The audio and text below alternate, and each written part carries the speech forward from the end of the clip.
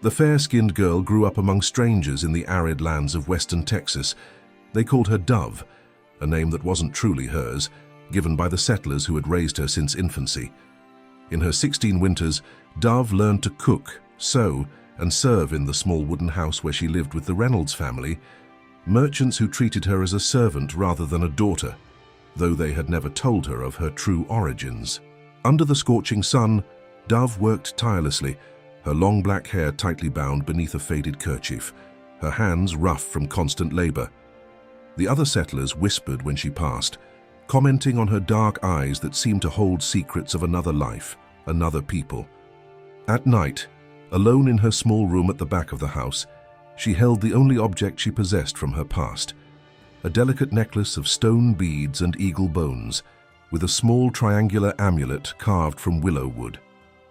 Mrs. Reynolds had tried many times to take the necklace from her, saying it was a pagan object, but Dove hid it, feeling that it held the only connection to a past she didn't know.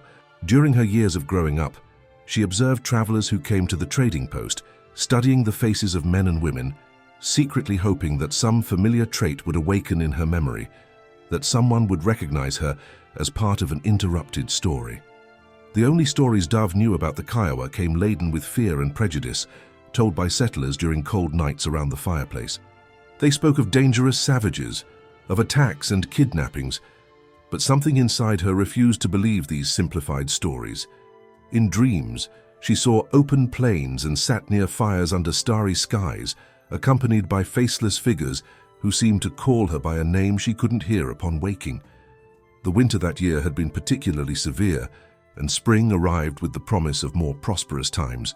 Traders and hunters began to frequent the post more regularly, bringing furs, dried meat, and news from distant territories.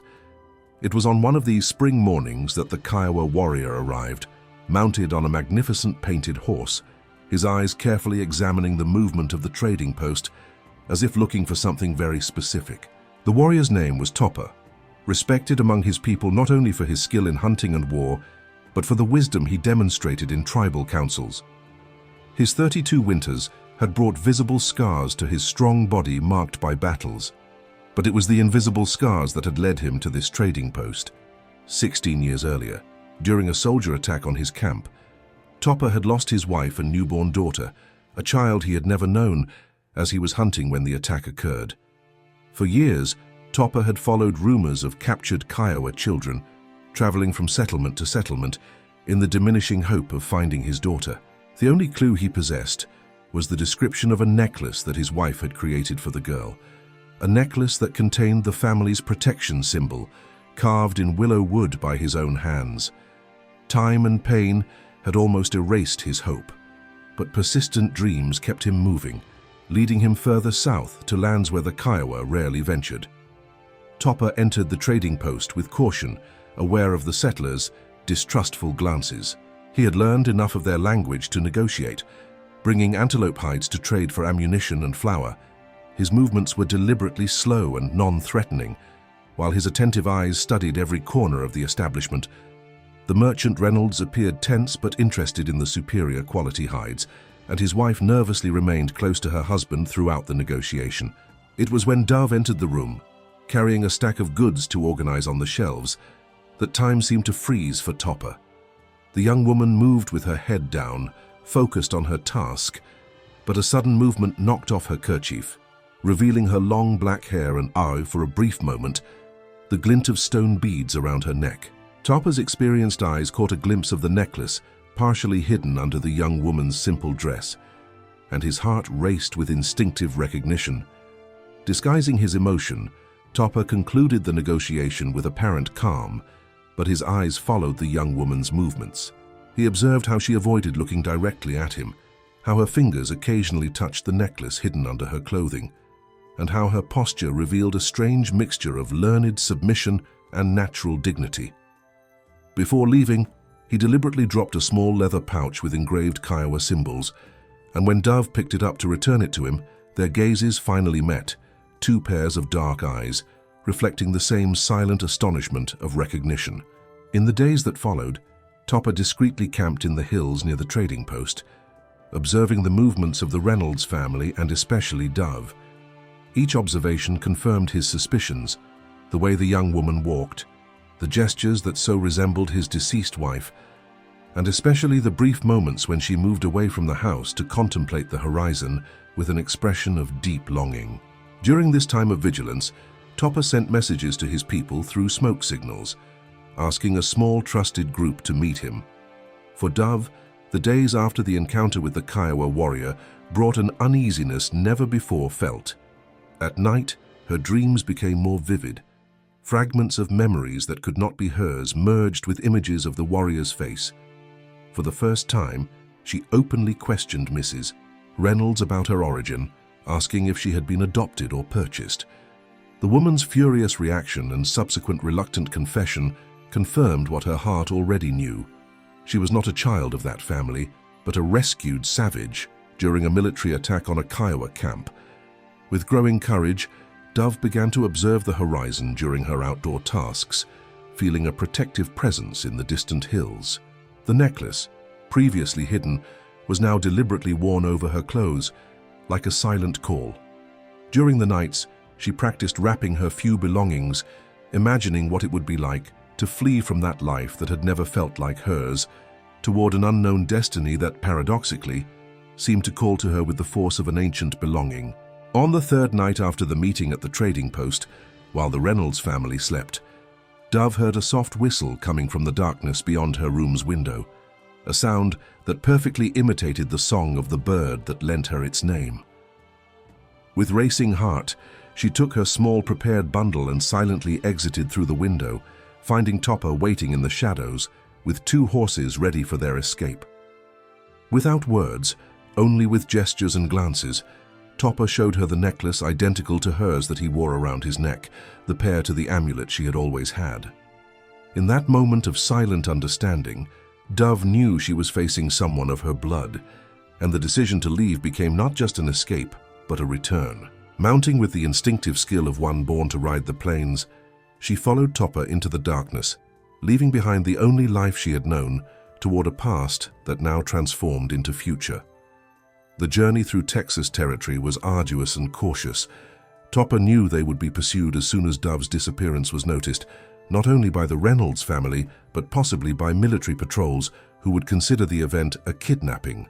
They traveled mainly at night, hiding during daylight hours in deep ravines or small groves, where Topper began to reintroduce Dove to the Kiowa language, words that awakened distant echoes in her memory, like long-forgotten songs that began to make sense again. During these moments of daytime rest, protected by sparse vegetation, Topper narrated stories of the Kiowa people, their migration from the northern mountains to the plains, the sacred relationship with horses, the sun rituals and traditions that connected generations. He explained that her true name was Pola, meaning little rabbit, given by the mother who held her only once before soldiers attacked the camp. With reverence, he showed her a small leather bundle containing a lock of her mother's hair, preserved as a sacred remembrance of one who had departed for the spirit world. On the 4th night of travel, they met the small Kiowa group that Topper had summoned, 3 warriors and 2 older women who had known Pola's mother. The meeting was silent and filled with contained emotion, with the women carefully examining the young woman's face, recognizing in it the features of their lost friend. From this point on, the journey became simultaneously safer and more dangerous, more protected by the group, but also more visible to those who might be searching for them. The pursuit inevitably caught up with them as they crossed a shallow river, with men from the Reynolds family and 2 soldiers from the nearby fort following their trail. The confrontation was brief but intense, with the Kiowa demonstrating superior tactical skill and knowledge of the terrain. Topper ordered Pola to hide with the women while the warriors faced the pursuers, forcing them to retreat with wounds, but without taking their lives, a wise decision that would prevent greater military retaliation. During the confrontation, Pola felt a whirlwind of contradictory emotions: fear for the men she now recognized as family, but also a strange sense of grief for the settlers who, despite everything, had been the only family she had known. When it was all over, and the group continued their journey northward toward Kiowa territory, she understood that she would forever carry this duality in her heart, daughter of 2 worlds, belonging completely to neither, but now free to choose her path. The Kiowa camp rose majestically on the plain, with its teepees arranged in a circle according to ancient tradition. The arrival of Topa with his lost and returned daughter spread quickly among the families, and a silent reception formed to welcome them. Pola, still unaccustomed to her true name, felt simultaneously strange and at home as she entered the circle of her people. Curious and respectful gazes following her uncertain steps. The first days in the village were of slow adaptation. Now dressed in Kiowa clothes made by the older women, Pola learned the basic customs: how to set up a teepee, prepare traditional foods, know medicinal plants, and understand the complex social structure of the tribe. At night, sitting beside Topa by the council fire, she listened to the elders' kaikt, stories, narratives that connected the present to the distant past, as she tried to fill the void of 16 years without her culture. Especially difficult was the language barrier. Although isolated words awakened deep memories, Pola struggled to understand complete conversations, frequently becoming frustrated with her inability to express complex thoughts in her people's language. Topa proved a patient teacher, but it was the children of the village who truly helped her, through games and songs that gradually rekindled her dormant knowledge of the Kiowa language. Pola's presence in the camp also aroused tensions and questions. Some tribe members, especially the younger warriors, viewed with suspicion someone raised among the whites, fearing she might bring strange values or even serve as an involuntary spy. Others, particularly those who had lost family members to soldiers or settlers, projected onto her the possibility of reconciliation or healing for old wounds that still bled in the community's heart. As for Pola, each day brought discoveries about herself. She observed with fascination how her hands instinctively remembered skills never taught: the correct way to weave baskets, the manner of holding a bow, the natural rhythm with which her feet followed traditional dances. It was as if her body kept memories that her conscious mind had forgotten, and in these moments of reconnection, she felt the presence of the mother she had never known, like an invisible thread connecting her across time and forced separation. With the arrival of summer, the Kiowa tribe moved to higher lands, following the ancestral migratory pattern that accompanied the movement of bison herds. For Pola, this first migration marked an important rite of passage, no longer an observer, but an active participant in the decisions and work required. Topa observed with silent pride how his daughter learned quickly, combining the natural resilience of the Kiowa with the determination forged in years of hard work among the settlers. During this season in the highlands, Pola met Pahayoko, a young warrior from a family allied with the Kiowa. Initially distant and distrustful of the key girl raised by whites, Pahayoko gradually became impressed with the sincerity of her efforts to reconnect with traditions, and with her surprising skill in riding, an art she seemed to have been born knowing. The two began to spend time together during collective hunts, where Pola learned to hit moving targets from the back of a galloping horse, a skill that made her Kiowa blood sing with ancestral recognition. However, the growing closeness between Pola and Pahayoko was not viewed favorably by all. Pahayoko's sister, who had lost her husband in a settler attack, openly opposed the idea of her brother associating with someone with Pola's past. In council meetings, voices rose questioning whether Topa's daughter could truly be considered Kiowa after so many years among enemies, whether her loyalty would be divided in times of conflict, whether her blood still carried the strength of the ancestors or had been diluted by years of captivity. On a full moon night, when tensions reached their peak, Pola asked permission to speak to the tribal council, a right rarely granted to such young women. With carefully chosen words in the language she still imperfectly mastered, she spoke of her divided life, of the emptiness she had always felt among the whites, of the dreams that haunted her even without understanding them. Removing the necklace from her neck, she held it up under the moonlight, showing how the carved wood had been preserved against all odds, just like her connection to the Kiowa people. The silence that followed her speech was broken by Makenu, the most respected elder of the tribe, who slowly rose and walked to Pola. With hands wrinkled by time, Makenu touched the young woman's face and declared that the spirits of the ancestors do not abandon their children. Even when separated by oceans of time and distance, she proclaimed that Pola had returned not only as Topa's daughter, but as a symbol of resistance and continuity of the Kiowa people, whose blood had proven stronger than any attempt to erase it. Autumn brought with it the great annual buffalo hunt, a crucial event for survival during the approaching winter. Against established traditions, Pola begged to participate, not as support to the women who would process the meat and hides after the hunt, but as a hunter alongside the men. Her request provoked heated discussions among the leaders, but Topa silently supported his daughter, recognizing in her not only the determination inherited from her mother, but exceptional skills that transcended traditional divisions of tasks. It was Pahayoko who finally intervened in Pola's favor, offering to be her mentor and responsible during the hunt. In recognition of Pola's unique situation, not raised in the traditions that would normally limit her role, and her proven skills with bow and horse, the council granted exceptional permission for her to participate, noting that times of change required adaptation even of the oldest traditions. During the hunt, when the horizon vibrated with the force of hundreds of bison in movement, Pola experienced for the first time complete integration with her people. The roar of hooves, the smell of raised earth, the cry of hunters, everything resonated in harmony with the beating of her heart. Beside Pahayoko, she brought down her first buffalo with a precise shot, feeling in that moment a direct connection with countless generations of Kiowa ancestors who had performed the same sacred act of providing food for the tribe. The triumphant return of the hunters was celebrated with a great festival, where Pola received the honor of having a special mark painted on her horse, recognizing her successful participation.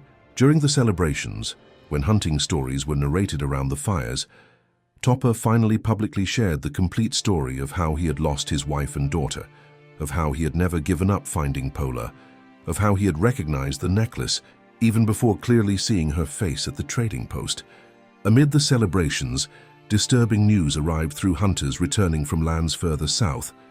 Army soldiers were moving toward Kiowa territory, apparently in search of a kidnapped white young woman. The news fell like a shadow over the festivity, bringing back tensions about Pola's presence in the tribe. Some argued that she should be hidden, others that she should voluntarily meet with the soldiers to explain that she was there by choice, and a few suggested that she should be handed over to avoid a larger conflict. It was then that Pahayoko, in the presence of the entire tribal council, declared his intention to take Pola as his wife, stating that such a union would definitively formalize her place among the Kiowa. The tense silence that followed his declaration was broken by Topa himself, who asked that the decision be Pola's alone, a recognition of her unique journey and her right to determine her own path, honoring both her Kiowa blood and the hard lessons learned in her years of captivity. The Kiowa village prepared for the inevitable meeting with the soldiers, not as warriors ready for battle, but as a sovereign people in their own territory. Topa, using his experience from years of negotiations with whites, carefully planned how the meeting should occur, in open field, with dignity, showing strength without provocation. Pola, formally dressed in traditional Kiowa clothes, but also wearing some elements from her time among the settlers, would be the bridge between the two worlds. On the designated morning, when the first rays of sun touched the horizon, a small military detachment approached the meeting point marked by peace flags. At the front of the Kiowa delegation stood Topa, with Pola at his side, and Pahayoko slightly behind, an arrangement that clearly communicated that she was there protected by her family and by her choice. The commander of the troops advanced with an interpreter and, to everyone's surprise, also with Mr. Reynolds, who immediately pointed to Pola, identifying her as the stolen girl. With a clear and firm voice, speaking first in the soldiers' language and then in the language of her people so that all understood, Pola narrated her story, how she had been taken from her true family as a baby, how she had grown up without knowing her heritage, how the necklace had preserved the connection with her people, and how she had chosen to return upon discovering the truth. Removing the necklace, she showed it to the commander, explaining its meaning and how Topa had recognized it, proving he was her true father. Mr. Reynolds, enraged, demanded her return, citing the years of care and the costs of raising her. It was at this moment that Pahayoko stepped forward, offering a small but valuable bag of furs and valuable stones as payment for the years of care, not because he recognized any legitimacy in Reynolds' claim, but as a pragmatic gesture to end the conflict. The commander, realizing the complexity of the situation and without specific orders for such an unusual case, reluctantly accepted the explanation and the agreement, provided that Pola verbally confirmed that she remained with the Kiowa of her own free will. In the weeks that followed, the union ceremony between Pola and Pahayoko took place, marking not only their personal commitment, but symbolizing the resilience of the Kiowa people in the face of many attempts to erase their culture and separate their families.